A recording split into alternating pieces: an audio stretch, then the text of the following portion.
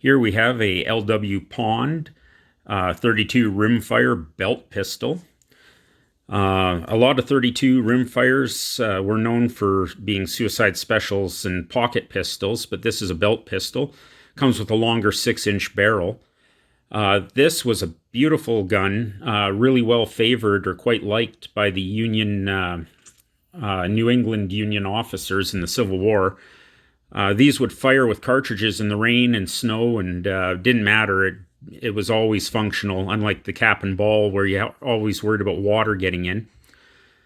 Hard to believe these days that a 32 rimfire was considered adequate to go into combat with, but this was it. This one was originally patented July 10th, 1860 by L.W. Pond in Worcester, Massachusetts.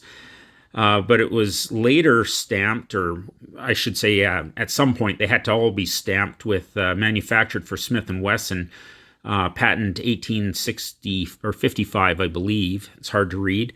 That was as part of a lawsuit. Smith & Wesson was very thorough in trying to go after patent infringement, and this was a victim of that, or should I say I shouldn't say victim. I think Smith & Wesson was the victim. The court sided with them. But yeah, the Smith & Wesson's Roll and White patent infringement lawsuits forced them to stamp these as being manufactured for Smith & Wesson. Beautiful gun, fully functional. All the mechanics on it work great. They were a tip-up. So you tip it up. You could load it. Click back down. Beautiful little pistols. This one's just a fine example. Most of the chrome is gone, but given its age, that's fine. That is totally understandable. It has some wear marks and some scuffs, but just a beautiful pistol.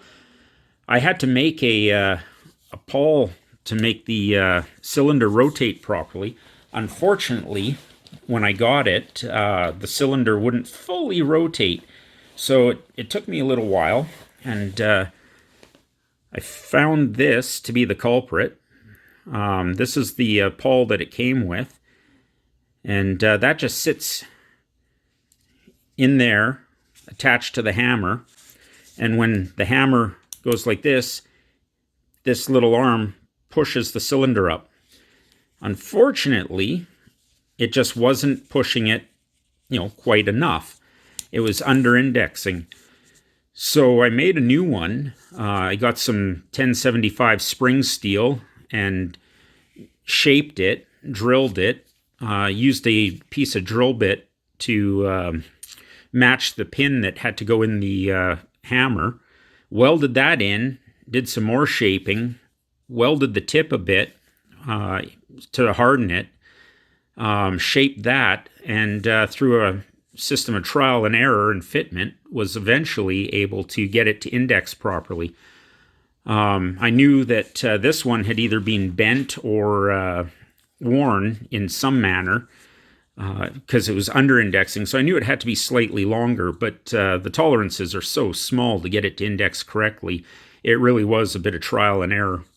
But as you can see, it's working great now. I'm very happy with this little pistol. Just a beauty. I can understand why it was so popular in its day. One thing that's unfortunate about this LW Pond is that it's missing the screwdriver that went in there. These had an interesting little feature. They had a brass-handled, little tiny flat-bladed screwdriver that fit in there and was used to disassemble the pistol. And unfortunately, this one has it missing.